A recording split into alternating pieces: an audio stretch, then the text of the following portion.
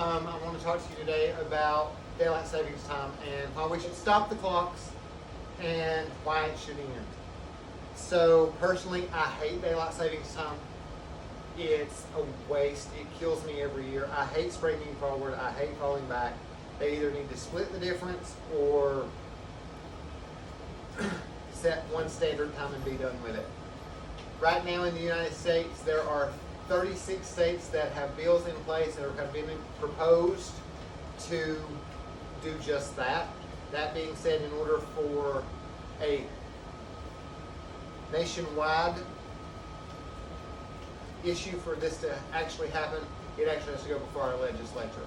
So let's dive right in and discuss why this should happen and figure out where we need to be and what needs to happen, okay? So, daylight savings time actually originated way back in Ben Franklin's time, like 1700s. That being said, it wasn't widely used until World War I. And it was thought at that point in time that it would be an energy saver, and it was. It actually helped during the war effort, but it didn't become standardized until the Uniform Time Act, which was signed into law in 1966. That comes from Brummage and the Uniform Time Act.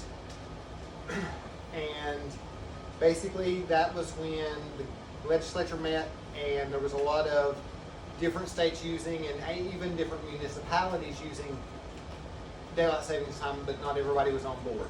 So they said, if you're going to use it, the whole state has to use it, and this is where we're at. So upon researching and doing a lot of diving in and looking at different articles on CNN, looking at the Uniform Time Act, looking at Scientific America, looking at timeanddate.com, an article by Joseph S. Takasashi, PhD, who's the chairperson for the Department of Neuroscience at UT Southwestern, and an article on abcnews.com, I feel that I can talk to you about this today. All of these sources show that there is no need for this time change and how it affects our circadian rhythms and why it needs to go away. So let's just dive right in, okay? As you can see by looking at this map, daylight savings time around the world, a lot of the world doesn't actually use this process.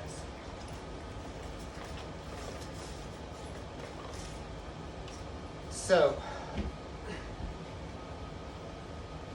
as I said, it was signed into law in 1966 according to the Uniform Time Act, and according to timeanddate.com, it does not save energy. And the reason they say that, a century ago it did. More daylight meant less energy being used in the home. Now, in the society we live in, we're all hooked to our screens. TVs, air conditioning, lighting in your home. People are at home more. So yes, in the summertime you're out, but when you come in of the evening, your TV's on, your air conditioner's on. So you're not saving that energy like people think you are. When Indiana decided to introduce daylight savings time in 2006, a study found that the measure actually increased energy use in the state instead of reducing it like they said they would. And according to an article in CNN, in 2008, the U.S. Department of Energy found that the 4-week extension, if y'all will remember that one, we went from ending daylight savings time in October and extended it into November, there was a decrease in energy cost. And basically that was 1.3 billion kilowatt hours, which was like, according to the Department of Energy, 100,000 households yearly energy usage. However, a separate energy study found that even though it actually increased the usage because of their demand for heating and cooling increase. So electricity consumption actually kind of balanced out. So the cost savings isn't there. The farm, and you know, we've all heard daylight savings time exists for the farmers. Well, for me personally, I have chickens and my neighbor has cows. My chickens go to bed when the sun goes down, and they get up when the sun comes up. Same for his cows. It doesn't matter what time the alarm goes off, and his cattle, they don't care either, and they don't like getting woke up to get milk that early in the morning. So the farmer thing is just an excuse, and it's not really true. So with the cost savings not being what everyone thinks and the old farmer's wife tale being debunked, let's talk about your health. And again, we are a 24/7 society, and it messes with your circadian rhythm, which is what I'm getting ready to talk about now. According to Dr. Joseph Takasashi, who's a PhD, one study showed that hospitals reported addressing 11% more depressive symptoms right after the fall time change. And the time change in the spring did not result in a similar result, supporting the notion that sunlight does indeed affect our mind and bodies for the good. However, multiple studies have shown a small increase in heart attacks after the start of daylight savings time in the spring and a small decrease in the fall. Meanwhile, stroke rates are 8% higher in the first 2 days following both time changes. Vehicular crashes also become more of a danger after the springtime change. A recent study showed that the fatal accidents increased 6% and are more common in the mornings directly after the clock change. There did not appear to be an effect from the fallback transition to standard time.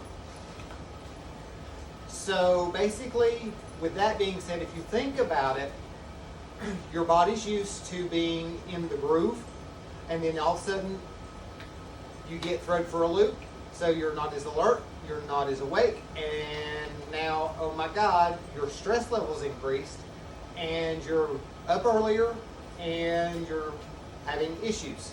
So the proof's in the pudding. Lack of sleep and the days after for everyone are not good. It affects us in different ways, and finally it does not balance.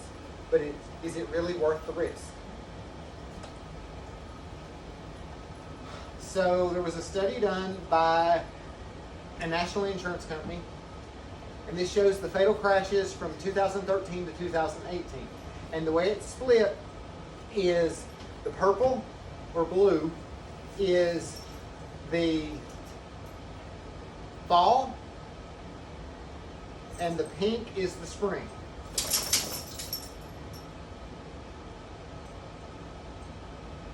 So as you can see, those crashes are higher in the fall according to the insurance company, and that's because it's darker. So either way, by either study, crashes increase because of daylight savings time, and that's within the week after the time change.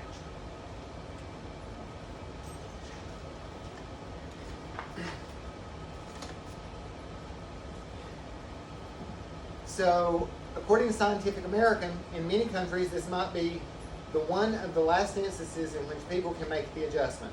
Governments around the world have been in a discussions about scrapping the seasonal clock change and sticking to one time, either a permanent standard time or a permanent daylight savings time. In the U.S., many states are considering or have already passed legislation to adopt, which I mentioned earlier. Hawaii and most of Arizona adopted standard time a long time ago. Last year, the European Parliament said we're going to abolish it, and now they're just trying to figure out how to implement it. According to NBC News, it's a movement that has suddenly exploded in popularity. So far this year, at least 36 states have introduced legislation to end this practice and study it more. Some bills call for an all-year standard time. Others are more pushing towards the sticking with the daylight savings time, and this is what it would look like. So if daylight savings time were always in effect, this is your sunset times. You would see a sunset 365 days a year, days with a reasonable sunrise. 0 is your darkest area. And then if daylight savings time were abolished and we dealt with standard time all the time, and this is as is. So with that being said, I personally feel that daylight savings time upsets our circadian rhythm. The old adage about the wise old Native American elder saying that only a white man would think that cutting the top off a blanket and sewing it to the bottom makes a longer blanket rings so true. It makes no sense. The blanket is still the same. We live in a 24-hour-a-day society, and we have shift work everywhere. Power bills are just that. They really don't change. No one works 9 to 5 anymore. It's time for us to wake up and realize that this hurts us more than it helps us. Let's just stop the clock now and enjoy our lives. Thank you, and if you have any questions, I'll take them now.